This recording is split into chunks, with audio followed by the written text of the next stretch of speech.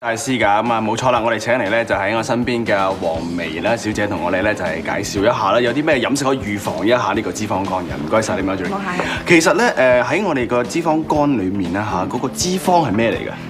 大部分嘅脂質咧，我哋叫三酸甘油脂，其實都係我哋肉眼睇到嘅一啲油脂質嚟嘅，就儲喺個肝入邊嚇。有冇邊類人士即係特別容易有呢個脂肪肝？肥胖啦嚇，咁同埋咧特別係即係暴飲暴食嘅人士啦，再加埋佢肥胖咧，咁個脂肪肝嘅機會咧，大概有一半肥胖嘅人士有機會出現呢個問題㗎。係，但係如果我話揀一啲嘅嘢食，譬如瘦啲嘅冇咁多嘅脂肪啊，或者係見到嗰啲肥肉咧黐住喺度咧，會唔會好啲咧？係頭先我哋講咧，即係譬如我哋雞皮唔食啦嚇，或者係一啲好肥嘅腩肉唔食咧，其實呢個係表面嘅脂肪啫。其實好多食物入邊隱藏咗脂肪，我哋叫話嗰啲食物有一啲隱藏脂肪喺入邊嘅。咁其實如果你食咗嗰類別嘅脂肪咧，其實都會帶到好多脂肪入到我哋嘅身體過量。你帶住啲例子俾我哋睇下，有啲咩係隱藏咗啲嘅脂肪喺度啦嚇。譬如呢個有啲咩嘢隱藏咗喺裏邊咧？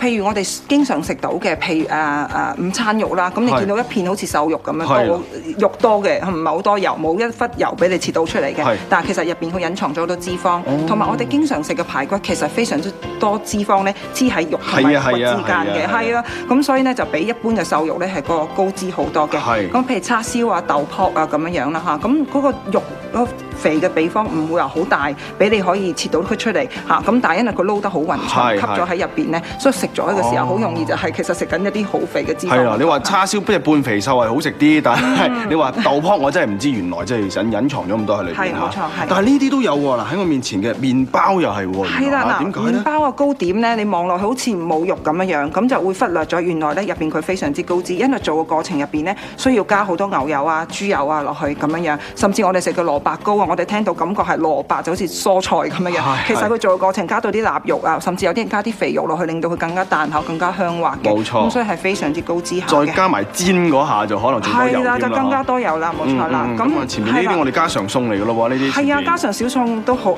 容易出事嘅，因為咧譬如蒸排骨啦嚇，或者係我哋用雲耳蒸雞啊咁樣，都好經常會做到嘅。咁但係因為蒸雞嘅過程啊，咁嗰啲雞油咧就會流出嚟，咁其實咧去到嗰個汁度就俾雲耳吸咗嘅。係啊，咁本來雲耳好有益嘅嚇，降膽固醇、降血嘅，降血壓嘅。咁但係問題就係吸咗嗰啲雞油咧，就令到情形更加惡化啦。其實食粥其實好健康啊，點解粥又會有啲隱藏嘢咧？咁要睇下粥你擠啲咩落去，譬如我哋擠啲肥嘅排骨啦嚇，一般嘅排骨啊、雞塊啊咁，因為佢入邊有油嘅，咁你煲嘅時候咧，佢就溶晒落嗰煲粥度嚇。咁甚至我哋糯米雞啊，係啦，嗰啲就好多肥肉啊。但係雞髀咧就應該可以打牙較軟，但係對於脂肪方面都好高係咪？雞髀如果你咁樣食咧就會好高嘅，我哋要留意個位置嚇。雞髀咧其實有上面嗰橛髀咧就肥嘅，嚇咁下面咧可以揸住嗰個部分咧，嗰橛個髀係取嗰位咧就特別瘦嘅。咁所以食雞髀嘅時候咧，真係多啲揀咧下面取位，上面嗰橛咧反而應該避免嘅。除咗去雞皮之外，係啦。咁我哋即係揀嘢食嘅時候，可以即係食多啲瘦肉啦，咁就唔需要話即係食到咁多嘅肥膏喺度啊嚇。咁但係會唔會有啲食物咧可以幫助到我哋咧，即係吸咗啲油嘅喺身體裏邊？有㗎，如果你要食物要吸油咧，就需要食物一個成分咧，我哋叫做纖維，特別係水溶性纖維，佢吸油特別好嘅。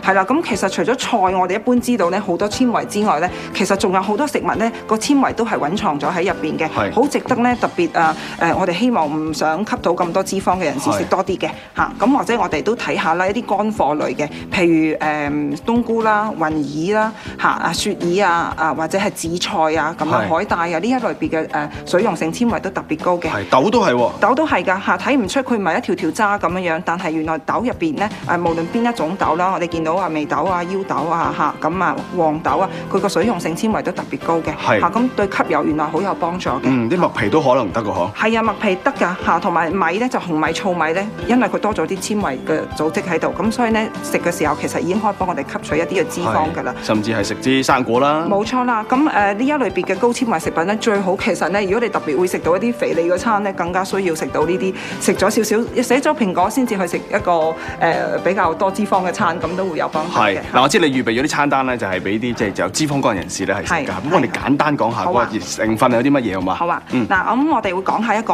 飯啦。咁我哋用瘦嘅雞髀下髀啦，起咗肉啦，咁就用眉豆同埋紅米咧落去煮呢個飯。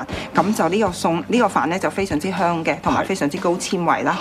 或者我哋再睇下另外一個餸菜咧，就係可以做到就係個魚嗰個魚嗰個啦，龍脷柳嚟嘅係咪？係啦，我哋煮麥皮通常就係麥皮煮麥皮啦咁樣樣嚇。咁如果我哋可以加啲龍脷柳落去啊咁樣樣，咁個麥皮特別好味之外咧，其實係都可以食多啲嘅纖維啦，因為麥皮係非常之高纖。咁啊，最後仲有呢個啦。仲有呢個係啦，我哋介紹呢個就係番茄黃豆咧，就煲豬展。咁豬展咧就非常之瘦啦嚇，咁或者甚至出得出水添啦嚇。咁就落去煲呢個番茄同埋豬展。咁呢一個餸咧應該呢個湯咧應該連埋餸連埋湯一齊飲嘅，就唔好淨係飲湯。其實個豆啊番茄咧係對我哋身體反應更加好嘅嚇。OK， 好，今日唔該晒咧，就係 Marjorie 同我哋嘅介紹。咁啊，轉頭翻嚟咧，繼續會同大家咧就係講講呢個脂肪肝嘅問題，亦都會有呢個今晚食乜餸嘅。好，轉頭翻嚟再見。